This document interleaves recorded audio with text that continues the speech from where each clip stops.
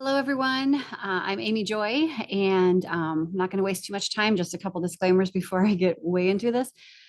Clearly, I have cats. They have no boundaries. So if you see a tail run across the screen every now and again, it's not a random creature. It's just one of my furry friends who just clearly cannot help themselves but join the party. So also, there's a giant mess behind me. I tried to clean it up, but that's basically my brain scattered across my desks, preparing for exams for my doctorate. So that's a disaster, and I apologize, but it is what it is. I'm not going to waste any more of your time. We're going to jump right into it. I'm going to go ahead and share my screen, and we're going to start from the very beginning. Um, Here we go. Let's go. So, in case you're wondering if you're in the right place, this is early childhood abuse and the developing person making connections. All right. So, just a little bit about my history to begin is that I came across human trafficking as a topic a few years ago, probably 12, 13 years ago, and I had attended a women's conference, and the topic of the weekend was human trafficking. Although I had no idea what human trafficking really meant, I was in my bachelor's program for social work and just thought human trafficking was an overseas thing that had nothing to do with the United States. Of course, I was very, very wrong. I sat down in that conference and listened to the missionary talk about human trafficking here in the US. And I realized, she was talking my life. She was talking what I knew. I just didn't know it had been defined. I didn't know there were laws surrounding this kind of thing. So from that weekend on, really everything shifted for me. And my entire focus went from teaching and counseling to, everything human trafficking related, but of course, incorporating teaching and counseling in the process. So here we are 12 years later, and I'm pursuing my doctorate in psychology so I can be better equipped to educate and to counsel. So that's basically, well, I guess I should go a little farther into that. So my history really is when I was 13, my father was arrested and sent to jail for raping a friend of mine. And through the process of a couple of his marriages and families in and out of the house, he is a pedophile and consistently sexually abused children in the home, myself included. And after he went to jail, of course, I went into foster care for a couple of years. But throughout middle school, he had sort of used me as a recruiter, right? It was my job to bring friends over, and he would get us drunk. And he would molest my friend. By the time I was in high school, it occurred to me that this was not the normal typical way that families functioned. So I did end up turning him in, not intentionally, just kind of, it was one of those things I just couldn't contain anymore, and just went into school and blurted the whole thing out. So if you want to know more about that, I actually have a book, couple of books actually out there, and I'll show you those at the very end. So one is Human Trafficking 101, and it just goes through story, stats, and solutions, but it marries stories with the statistics, and then of course gives you, what can you do next kind of thing. And then my memoir, which came out in January, from 0 to 13. So I'll show you those at the very end. But that being said, it was a very rocky road. I had become an alcoholic in middle school. So by the time I was, 11, 12 years old, I was a functioning alcoholic.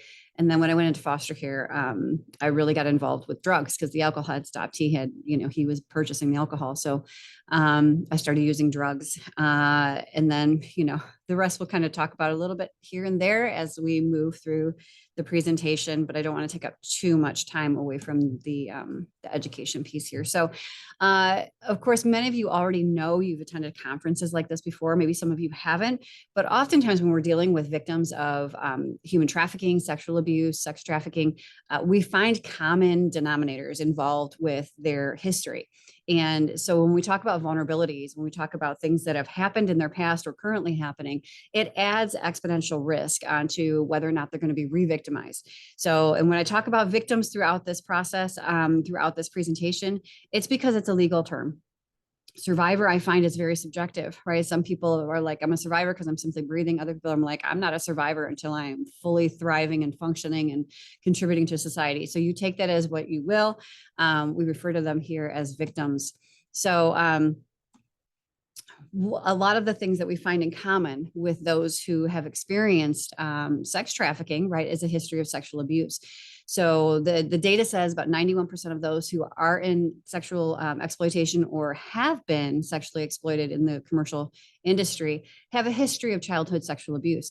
This is huge. This is one of the first things that we look at when it comes to red flags, when it comes to is this person vulnerable to sexual predators? And of course, the answer is yes. 60 to 80% says the data are in or have been in the foster care system, whether it was temporary or long-term, experiencing homelessness, substance abuse, being part of the LGBTQ community, lack of social safety net, poverty, gender discrimination, criminal activity, and immigration status. So all of these things really contribute to the vulnerability of someone, whether they're sort of easy pickings for a predator. And when you stack these things on top of each other, of course, you stack up the risk. So a lot of times we find victims who have multiple risk factors in their background, which make them very, very vulnerable to predators. So many of you have already heard of ACEs, Adverse Childhood Experiences Study. I'll let you look that up on your own. But basically, this is sort of the progression, right? Adverse childhood experiences. So Dr. Felitti and his comrades years ago, I believe it was in the 80s, started this survey or this study, which was actually examining completely different things. But what they found was people who were morbidly obese or trying to quit smoking had a very difficult time doing that because they had all of these adverse childhood experiences in their background. And the 10 categories, they split them up into were, of course, physical abuse, mental, emotional abuse, sexual abuse. There were family dysfunctions, right? So did somebody go to jail? Did somebody have an alcohol or drug addiction? Was there violence in the family? Were they brought up by two biological parents? So there were a lot of these adverse childhood experiences. And then a couple of years ago, there were 4 social ACEs that were added to this study that included peer socialization, bullying, violence in the neighborhood. So, and you can look that up as you go along too, but you can see here, it starts with those adverse childhood experiences that disrupts the neurobiology of development. And then of course that impacts our ability to make friends, our ability to be socially regulated and to learn, right? So the cognitive impairments we often see associated with early childhood experiences that are just really crappy. It's very difficult for a child to concentrate in school when they're being abused at home. So adoption of health risk behaviors, that's when we talk about whether it's, obesity is the issue or addiction is the issue, self-harm. So things like cutting, also at risk, or high risk behaviors go along with that. And then of course we see a lot of disease, disability, social problems. So we see diabetes, heart disease. A lot of that's contributed to the increased levels of hormones. We'll talk about that in just a minute. And then of course that leads to early death. So Dr. Felitti and his friends says, you know what? We know that there's a lot of issues that are correlated with adverse childhood experiences. So what they found in the study was that 1 in 6 who experienced, I believe it was 4 or more. I got to get my face out of the way here. Yes, 4 or more ACEs, they were 2 times more likely to be smokers, 7 times more likely to be alcoholics, 10 times more likely to use street drugs, and 12 times more likely to attempt suicide. But here's the kicker. Anybody with 6 or more adverse childhood experiences, their life was shortened by 20 years compared with their peers who did not experience those adverse experiences. So when I went to see Dr. Felitti a few years ago, there was a Chicago conference and he was holding an ACEs conference. It was absolutely amazing. Like, I have to go. And he got to the end of this and I was like, Dr. Felitti, okay, because we got to ask him questions. I said, as someone who just checked off 9 of the 10 adverse childhood experiences, tell me how not to die in the next 10 years, right? That's what your study just told me. And he said to me something which was been very profound and changed my life completely. He said, autobiographical journaling. We'll talk about that at the very end, but it has been one of the driving factors in my healing journey and in my professional journey along the way. So I thought it was very, very interesting. Child abuse and neglect has been linked to impaired brain development, juvenile delinquency, serious injury and death, And other indicators include developmental disability, socialization problems, poor school performance. So we'll talk a little bit more about those things as well. So this is probably my favorite slide of all time, like forever. But what this is on the left-hand side, we've got someone who's walking around using their brain, they're functioning, right? Where you see the red areas is where you see the majority of the activity happening. This is most people on most days, right? On the left-hand side here. On the right-hand side is somebody who has been abused over time. What we see are these big gaping holes of black where there should be neural connection, where there should be activity happening. And of course, over here on the right, where you see the red area, it's over the primal center of the brain. It's the survival center of the brain. So this person's walking around simply in a state of survival, right? That fight, flight, or freeze. Speaking of survival, right? So what happens is, let's pretend, for instance, we're walking down a street and we pass a big bush and there's a crackle in the bush, right? And all of a sudden, bear pops out. Okay, so now we're face to face with a big bear, and our system is going to go right into survival mode. We're not going to think about it. It's very quick. It's something that's just automatic. So when we talk about fight or flight, we're talking about the sympathetic nervous system. It gets our body ready to move.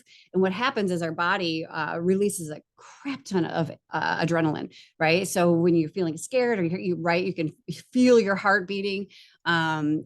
That's that I'm getting ready to either fight big bear or run away really fast. And then the freeze, or what we we'll call collapse. So if we stay in freeze for too long, it's called collapse. That's the parasympathetic nervous system. It's the immobility response. It's the, if you will, playing dead, playing possum. And what it does is the system starts releasing just a ton of cortisol, right? Because it slows the entire system down. If you stay in freeze for too long, that collapse process is what we often call, that's when we find the internal organs start to shut down, right? The brain just kind of shuts down. Your respiration decreases, your heart rate decreases. This is where some people might defecate or urinate on themselves. It's also where we find a lot of dissociative behaviors that happen. So a lot of people who talk about, being, I was floating above my body, watching it happen to me, right? I wasn't in my body, I was watching it happen. That's part of the collapse, part of the parasympathetic nervous system. So that's survival. But here's the thing. So fight, flight, or freeze and collapse are going on at the exact same time. They're not taking turns. So your whole system is being flooded with cortisol and adrenaline and some other stress hormones that go along with it, but mainly those two. And what happens is it shuts down the ability for the brain to make those connections. So when we saw that brain earlier, right, there's no connections going on, especially if you've got someone who's in constant survival mode. And that happens because what happens now, if I go for a walk, okay. So let's say I'm standing in front of a big bear. My entire system's going through fight, flight, or freeze. And let's say I urinate myself because, it's a big bear, right? And big bear goes, oh my gosh, that's so gross. And he runs away. Yay. Right. We've just survived our first bear attack. The problem is now it's going to take my system a little while to get back to normal. But the next time that I go for a walk and I pass a big bush and there's a crackle in the bush, my system automatically is going to go into fight, flight, or freeze. Automatically, those hormones are going to be released. And I'm going to go through the entire process again. It could be a cat, it could be the wind, it could be absolutely nothing at all. But because something in my environment triggered a survival response, I am now in survival. Okay. That's what we call those PTSD responses. So here's what happens. Everything we see, hear, taste, touch, feel, all of those things are getting downloaded into what we call the implicit part of the brain, the implicit memory. The implicit and unconscious are a little bit different. So implicit are the things that we don't know that we don't know. Unconscious are the things that I don't know in the moment, but if you ask me long enough or if I think long enough, I can recall them. So being unconscious, right? We're unconscious when we're sleeping, but I can be aroused from that. I can sort of wake up from that. Implicit memory are the things that get downloaded sort of into this weird little memory black hole that aren't recalled without some sort of massive trigger.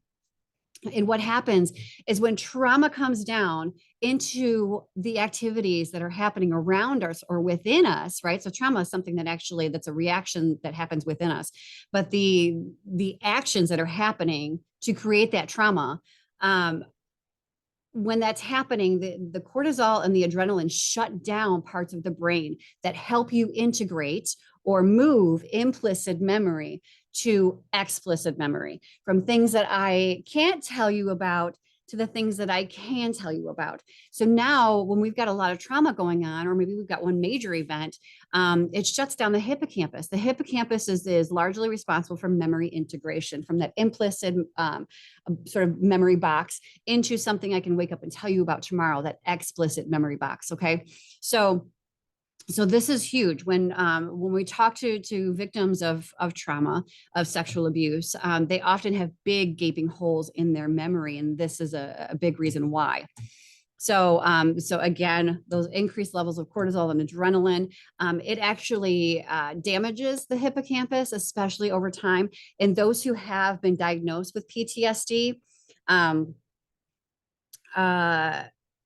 often have a smaller hippocampal region, right? And they also often have sort of that midbrain region. Often seems that the whole thing seems to be a little bit smaller, the corpus callosum and all of those things. There's an inability to learn new information. Why? Because if I'm taking in information and I'm in trauma mode, I'm in survival mode, and those hormones are being constant released, I'm not integrating that information into something I can tell you about. So when we talk to children or try to teach children in a classroom who have been severely traumatized or even traumatized over time, they're not learning new information because they cannot integrate it from one in the implicit box to the explicit box. It damages the central nervous system and physical organs. This goes right back to the ACEs, the adverse childhood experiences.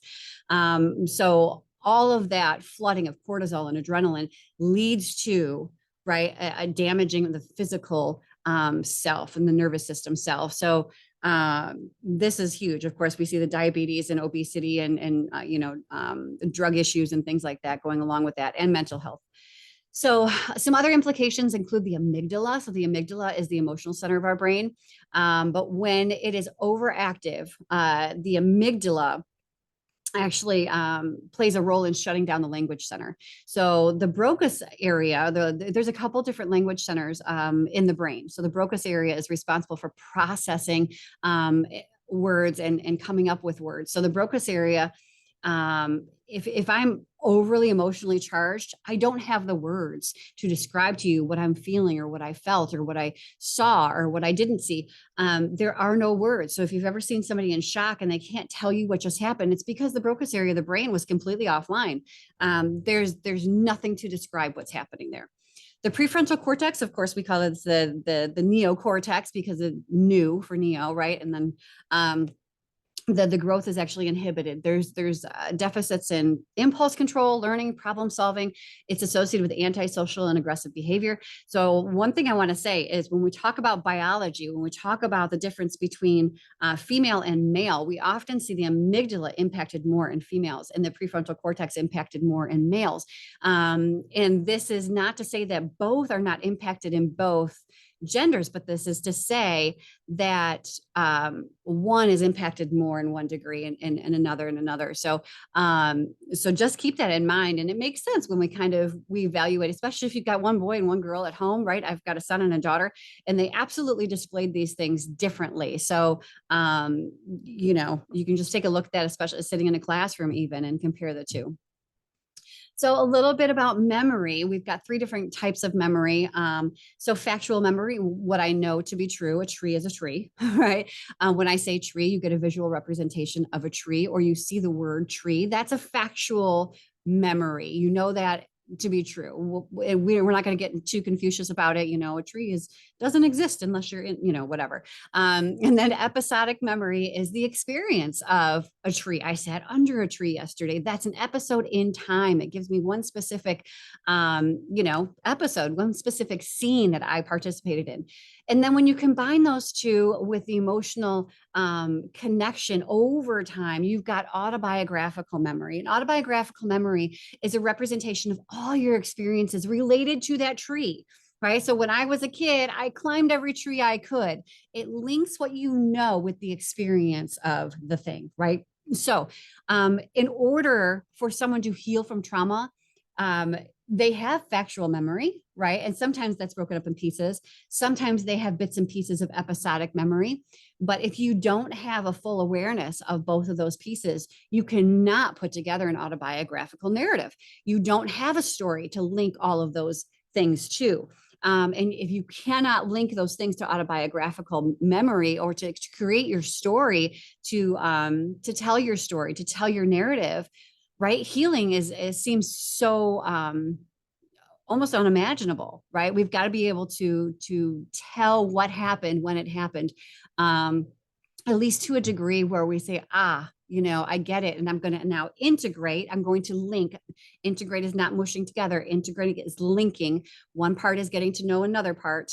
I'm going to link what I know with the experience of what I know, and we're going to stack those on top of each other, and that's autobiographical memory.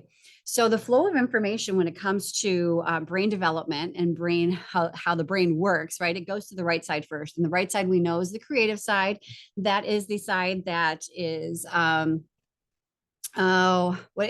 it's kind of artsy, but it also sees things as a whole, right? We don't break things down into itty bitty little pieces. This is sort of our gestalt, I just love the world. It's all green and beautiful and lovely. It's also where all of our emotionally charged experiences get encoded. So when we are dealing with trauma, when that trauma comes in, all of those implicit memory boxes are stored in the right side. They're emotionally charged experiences, right? So the problem that we have there then is the flow of information going from the right to the left.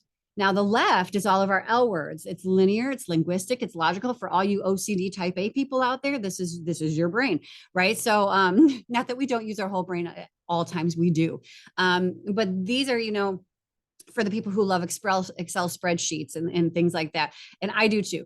But here's the thing. We don't learn information unless the information goes from the right to the left, because all information flows to the right first. But here's the thing. If I get triggered into a memory on the right first, I never make it to the left. And I cannot apply logic. I cannot apply language. I cannot apply anything that's linear. I can't link the two. So what happens is, and this is a fabulous picture. I absolutely love this, but this is a picture of your corpus callosum. Your corpus callosum fans out like a butterfly from both sides of the brain, right? So it's like goes up the middle and then spreads out to both sides. It is the only structure in the brain that physically connects the left and the right. This is your communication center. So your corpus callosum flows back and forth between the left and the right, sending and receiving information. The problem is, again, if you get triggered in the right, you're not making it to the left. You're not making sense out of what you hear and taste and touch and feel, right? All of those things get stuck in that implicit box. Shifting just a little bit, there's a lot of you who probably are already aware of Maslow's hierarchy of needs. And it begins with, he talks about, our need for basic survival is food, water, sleep, our physiological needs. And when those are adequately satisfied, they don't have to be satisfied 100%, right? They just have to be adequately satisfied. And it's different for everybody. Some people need a whole lot more of one thing than another to sort of get to the next level. And it's not necessarily, I know it looks like a stair-steppy kind of thing, but they overlap. So it's not like this per se, but it's sort of like an interwoven thing. So, but when I've got enough of my physical needs met, I'm moving on to safety. I'm moving on to physical, emotional, and mental safety. And what that means, if I'm 8 years old and I'm sitting in a classroom and I know the teacher likes me, I've got friends, we just came in from recess, but I sit next to the door that is wide open right now, and every little noise from the hallway makes me think that my abuser is coming through the door. I am not sitting in a space that's emotionally safe, right? And I am not going to process 2 plus 2 and come up with the answer. It's just not going to happen because I'm not in a space where I can actually process any information, right? I'm getting stuck in that implicit memory box. When we've adequately achieved some safety, we're searching for love and belonging. So that's family, friends, social groups. And when it comes to seeking for, love and belonging, if we're not getting it from a healthy source, we're getting it from an unhealthy source. And we often seek out and attract people who are very much like us or in the same kind of life situation. And oftentimes that means abused children find other abused children. So that can be a big, I guess, issue when it comes to building peer groups. So these bottom three are what we call the D needs. They're called deficiency needs because if you are deficient in any of these needs, physiological, safety, or love and belonging, it creates disease and early death. Okay. The top two needs, esteem, being respected and accepted, valued by others, and self-actualization. So self-actualization is that I know that I'm living sort of for a bigger purpose. There's a bigger world out there than I realize. And I wake up in the morning, I'm pretty happy with myself and I'm just a small part of this universe kind of thing. So esteem and self-actualization are what we call the being needs. Once we've got our basics covered, right, we're looking at the being needs and we're kind of flowing through this in a way that's much more carefree than if we're stuck in those deficiency needs. Most people who have been abused or currently being abused are sitting here. They're sitting in this sort of pool of, am I safe? They're constantly in survival mode, constantly releasing all of those hormones, the cortisol and adrenaline. So, and it doesn't matter if they're 6 years old or they're 70 years old. If you know someone who's been abused and who has never moved beyond, right, or who has never been able to link their factual, episodic, and create an autobiographical narrative of their life, they often do sit here because the meaning of what has happened to them is not clear. And when it's not clear, it's really difficult to move through esteem and self-actualization without some sense of meaning and purpose of what has happened and what we would like to see happen. So often diagnosis that we see coming out of trafficking, coming out of sex trafficking or sexual abuse. This is particularly for adults. We often see a range of dissociative disorders and maladaptive behaviors. I say maladaptive, but they're really not, right? Our brain was designed to remove us from severe information, from severe trauma as it's happening. So that is very adaptive. It's very smart, right? To be able to remove the physical self from the mental self and, not be so connected with that. Because I want to wake up tomorrow and not be crazy, not be living in that same trauma day after day after day. So dissociation is very much a survival technique. And it exists from highway dissociation to, all the way to dissociative identity disorder. So highway dissociation is, spacing out. I was swimming somewhere in Hawaii and I missed my turn. I missed my exit on the freeway. Derealization is the experience that the world around us is not quite real. Everything is distorted. Some people report that the walls begin to melt, the floor is moving. And what happens is there's a syndrome called Alice in Wonderland syndrome. And when your system is continually flooded with adrenaline, it actually causes swelling in the brain. So there's inflammation in the part of the brain that controls proprioception. And that's your spatial awareness, your body within the world. And what happens is the antihistamine that's supposed to sort of bring all that swelling down cannot keep up. So that swelling just continues to happen. So it almost seems like a weird acid trip, right? A lot of people are diagnosed with schizophrenia when they have these things. They are hearing voices, they're seeing things that aren't really there, but really it is a severe type of dissociation, derealization process. Depersonalization is that process of removing the mental self from the physical self. And then DID, or dissociative identity disorder, is where you've got all of those implicit boxes, those memory boxes, right? Begin to create their own narrative, their own stories, their own personhood, if you will. And over time, they can really develop, again, their own personalities, and they can come out as different people. They often have, different voices and personality types and things like this. So, and it's way more common than people think it is. And then PTSD, you guys know what that is, post-traumatic stress disorder, although we often see CPTSD, complex post-traumatic stress disorder. So that's trauma over trauma over trauma over trauma. It requires long-term psychotherapy. I'm not a big proponent of things like EMDR for trauma, just because you've got to attach that narrative telling with it anyway. And I'm not convinced on the efficacy of that. So at least not with people who have been abused over years, or who have severe dissociative disorders that could really cause some additional trauma.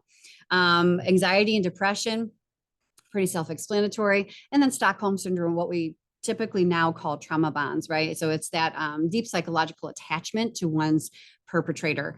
We see this often, and this is often a reason why victims don't testify in court. They really do believe that they love their perpetrator loves them.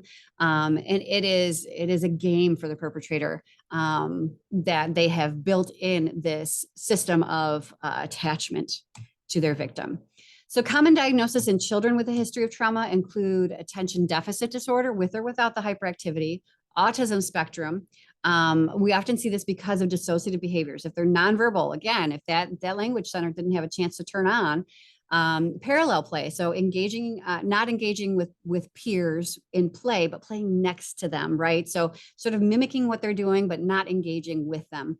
Spacing out, numbing, not feeling physical pain. Again, the depersonalization process. Oppositional defiance disorder, reactive attachment. We don't have time to talk about attachment today. I wish we did because it's a fascinating topic. Emotional impairment, learning disabilities, cognitive impairments. So these are just some diagnoses, and it's important to know, because if you don't know whether or not a child with a diagnosis has a history of trauma, medication won't touch it. Medication can help sort of dampen some of the symptoms, but it will not heal trauma. Trauma is a totally different beast than having a chemical imbalance due to genetics or whatever the case might be. So you need to make sure that, is there a history of trauma, or is this truly a chemical imbalance within the biological system? So I know I'm going really fast, but lots of information to get through. So when we talk about, we talk about mental illness all the time. We talk about, what's wrong with people and what their diagnoses are. So I want to talk to you about mental wellness. And I don't know if my picture's in your way or just mine. I'm going to move it. So when we talk about mental wellness, Dr. Daniel Siegel actually has a really great way to explain it. He loves his acronyms, and he came up with FACES, right? Mental wellness, when you're looking at somebody and evaluating whether or not they're mentally well, are they flexible, adaptable? Is there a sense of coherence, right? A movement through? Are they energized, or are they very dull? And is there stability, right? Is there consistency over time? So when we're assessing for mental wellness, is there flexibility, adaptability, coherence, energy, and stability? FACES. So some of the things that have been brought up as far as those therapeutic interventions that work with people who have been through trauma, and things they can do on their own, within groups, and with a psychotherapist include therapeutic and restorative yoga, expressive arts, mindfulness, and sensory-based practices. So we'll talk about yoga real quick first. So if you can see the picture, lovely little kitty. I love my cats. Therapeutic and restorative yoga promotes safety, comfort, increases body awareness, which is very helpful for somebody who's been through a lot of dissociation, to reconnect the mental and the physical. Okay.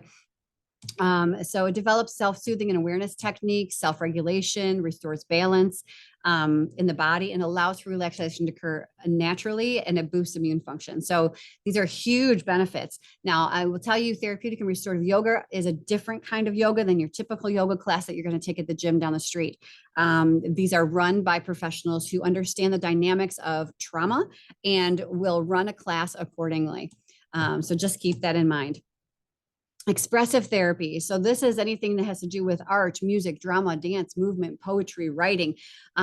These all help to connect, right, physical and emotional experiences. So it promotes expression, imagination, participation, and again, that mind-body connection.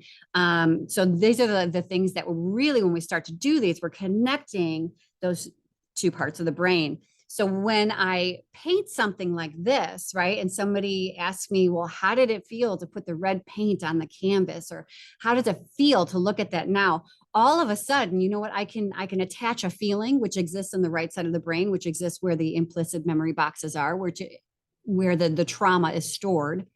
I can attach a feeling, an emotion with a word. So now I'm starting to create these connections, these neural connections, because that brain that we saw earlier with the holes in it doesn't have to remain that way. The brain is very neuroplastic, right? So it has the ability to move and shape and create new pathways. So when I can connect my feelings and emotions with language and logic, right? And I can begin to tell my story. And when I can begin to tell my story, then I can begin to heal. Because here's what's happening. So if I'm now in a safe environment, right? So that word up front, that phrase up front is very, very important.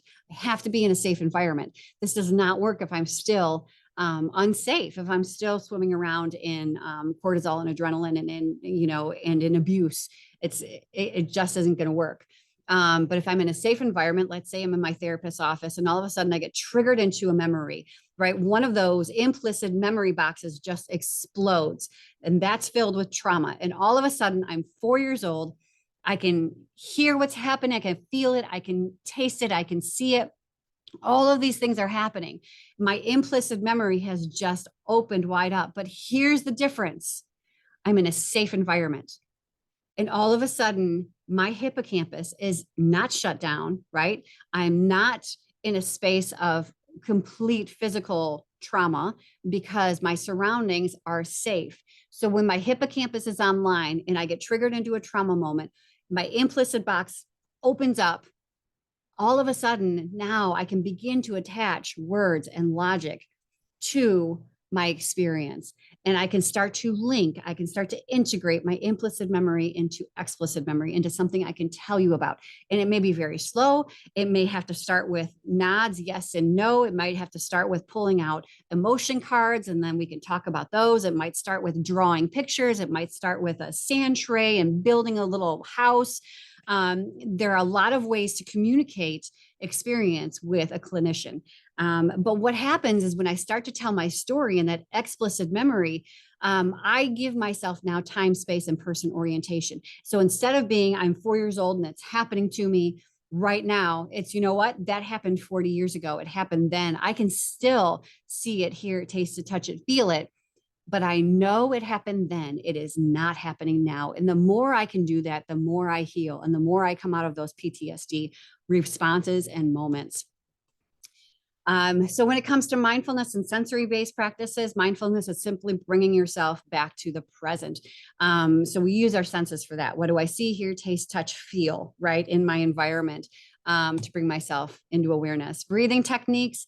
Basically, if you're breathing out for more than you're breathing in, you're actually calming your entire system down into the parasympathetic nervous system. So, if you breathe in for 4, you can hold it for 7, breathe out for 8. Some people like to use a triangle or a square or whatever. If you can't count to 8, there's apps for that. I have one. And it's got a little circle, so totally different shape. But basically, you just want to breathe out for a little more than you're breathing in, and you're going to calm your system right down. Aromatherapy, great for personal use. Please do not fill a room with a certain scent unless you know who's coming through the door. If you've got someone whose father sprayed lavender on her pillow every night before he raped her, and you just filled the room with lavender scent, you're going to have a big problem on your hands. So again, great for personal use. Be careful if you're in a clinical or school setting and you fill a room with a certain scent. Animal assisted therapy, it's a whole lot less threatening than talking to a human, right? It promotes safety, focus, and attention, reduces depression, anxiety, and it increases motivation to participate in therapy. So a lot of these conferences that we go to, they have survivals they'll bring their own, right, therapy animal. And a lot of times I'm like, I have no idea what I just learned, but there were 6 dogs, so it's all good. So it's pretty wonderful to see and to experience. So this was something I kind of wanted to end a little bit with, is as the twig is bent, so grows the tree. Alexander Pope. So what this meant to me several years ago, I ran across this quote, and I had a friend beginning about 10 years old, and her and I did everything together. Our lives were, of course, we were both living in very traumatic households with very abusive families. And we did everything together, and we stuck together like glue for a very, very long time. We did a lot of bad things, made a lot of bad decisions together. But, you know, when I look at this quote, what it means is we're all born into a family, a system, a school system, a community, a nation that really directs our path, right? Are we going to be a teacher, a plumber, a farmer? Are we going to, be, whatever, what religion are we going to be? A lot of times that's dictated by what we're familiar with and what is surrounding us. And we don't know to do any better or any different unless we're shown something different or better. Um, so my friend Sarah and I went along the same path for years. And then when I got into foster care and I got into drugs, my foster family had kind of gotten tired of it. So at 16, they kicked me out, and I ended up with my grandparents, which was probably where I should have been the entire time. And for the first time, I was really immersed in unconditional love, art, music, gardening, all the things we know are therapeutic. It wasn't for therapeutic purposes. We just really like to do those things. But what happened was my life began to change, not drastically, not overnight. It wasn't, oh, Amy's done a 180. I still had problems. I still had addiction. I still had issues. But what happened was over time, I knew when I was presented with choices that they were actually choices. Um, my path started to move. It started to change. I started to think, oh, my life can look differently than what it had.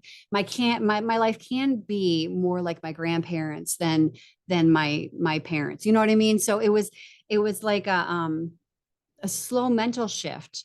But what happened was my friend Sarah, her path never changed. She never had someone to come alongside her and show her something different. So when she was presented with choices, she didn't know there were choices.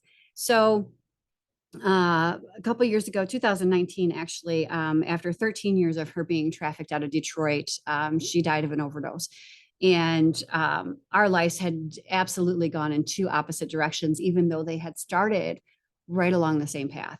So, having that one person, and data even says it takes one healthy relationship through a lifetime to determine whether or not a foster care child ends up in prison or in college. So that's huge. It only takes one healthy relationship, and it doesn't even have to be the same person, but if it's consistent over time, it makes all the difference in the world.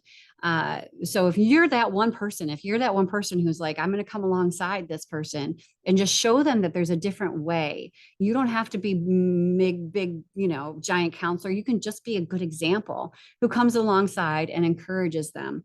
It makes all the difference in the world, really. So autobiographical journaling, again, this has been huge. It promotes insight and integration. And I'll tell you why it's been huge, because I wrote not only all of my books because of it, but I also wrote a book um, for it. So there's an actual, it's called Write Your Story. It's a guided journal. I'll show you that in just a second. But before we get to that, just know that I am an international public speaker and author, and I go around all over the country and talk about this stuff. So if you want me to come to your, college campus or women's group or whatever the case might be. I often do law enforcement education, administrators, healthcare, and I do a lot of the hotel and motel education down in Florida as well. So you can find me at amyjoypresents.com and humantraffickingeducationseminars.com. You can also find my books on Amazon. So this is Human Trafficking 101. The one on the left is actually the new cover. But if you find the one with the old cover, it's the exact same book. I just wanted to freshen up the cover. So Human Trafficking 101, Story, Stats, and Solutions. That's me. So again, this book on the left is Write Your Story. It's a guided journal for healing trauma. It's intended to take you through 6 weeks of really guided or prompted journaling, but you can take as much time as you need to. Some people have told me it's taken me 6 months, and that is perfectly acceptable. You go at your own speed. Him, Me, and V is my newest release, and that came out in January. And that is my story from age 0 to 13. It's got a lot of elements of, there's some, it's just a little dark, but there's a lot of elements of dissociation in there. And maybe a little bit of religious undertones on both sides of the spectrum. So just be aware when you read that. But it took the longest and it was probably the most difficult, but it was the most rewarding to actually release. So again, here's my contact information. That's my phone number directly. You can email me at amyjoypresents or amyjoypresents@gmail.com, or again, the website amyjoypresents.com. So that's me. And of course I look much better in that headshot than I do today. So, so thank you so much for watching, and I'll leave a few minutes for questions and things like that, and hope to see you soon. All right. Thank you so much. Bye-bye.